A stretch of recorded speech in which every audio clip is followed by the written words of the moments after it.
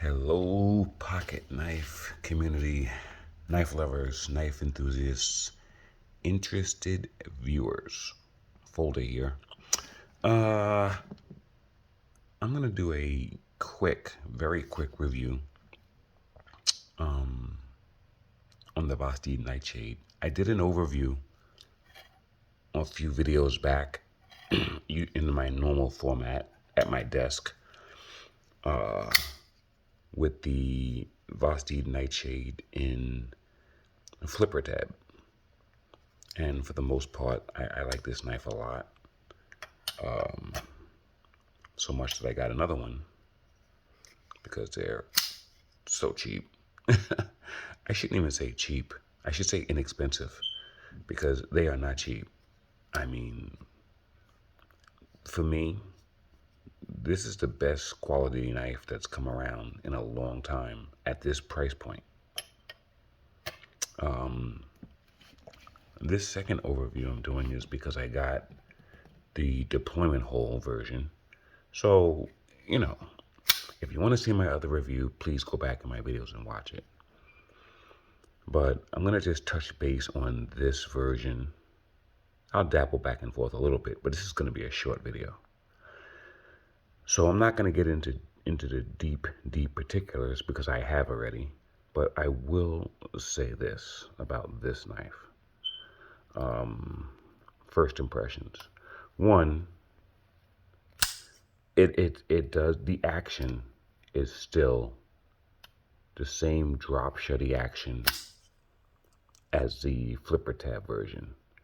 And, you know, the reason for this drop shutty action, partially, when these knives are tuned, is the weight of the blade. The blade shape on this knife is very, I'm not going to say it's very unique because it's not. I mean, it's, you know, there are plenty of knives that have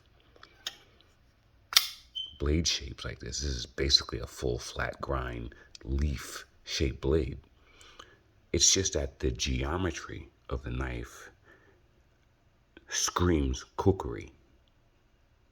And I think that's something that in a knife this size, a medium sized knife this size, you don't see many kookeries, okay, that has this type of geometry. And I think that's probably what has me so attracted to this knife over most other knives, especially at this price point. The deployment hole is extremely reverse flick satisfying, I must say. Very easy because the handle has the this arc-like downward cant, combined with the location of the deployment hole. You have very good reverse flick action, and that is fidget friendly, if I must say so myself.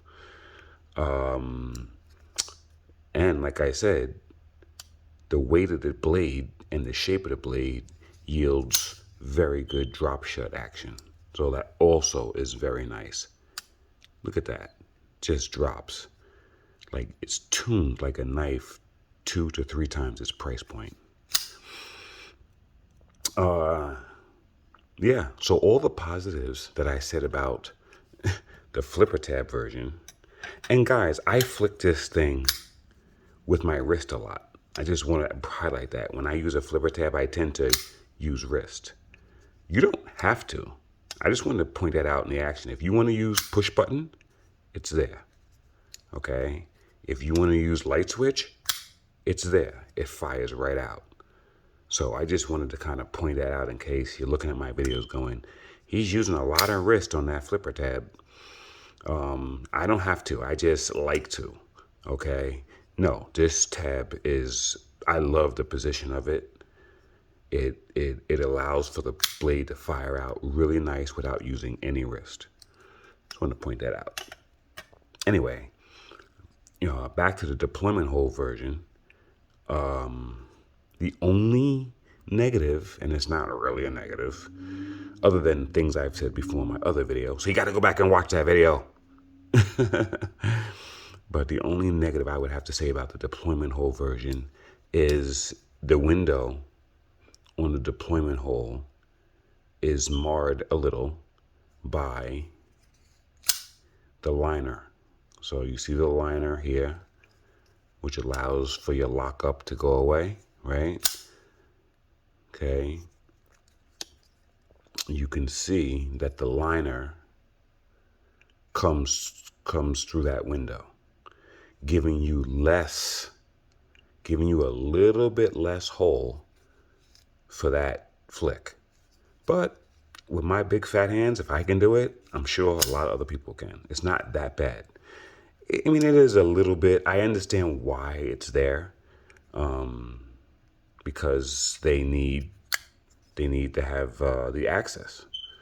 That access to the lock ball on this knife is absolutely beautiful. So it was a compromise. And I'll tell you right now, visually, it's not perfect because the deployment hole is partially obstructed. But that's something coming from us knife enthusiasts, right? A normal person that's not crazy about knives would be like, they wouldn't even look at that. But, I do, and some others might.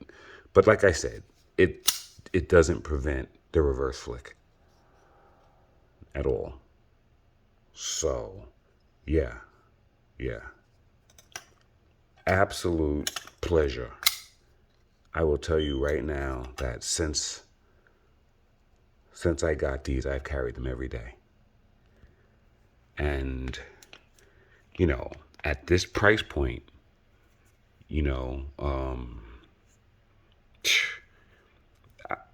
I would actually have to say this is probably the best, close to the best value I've ever purchased in a knife with all the knives I own.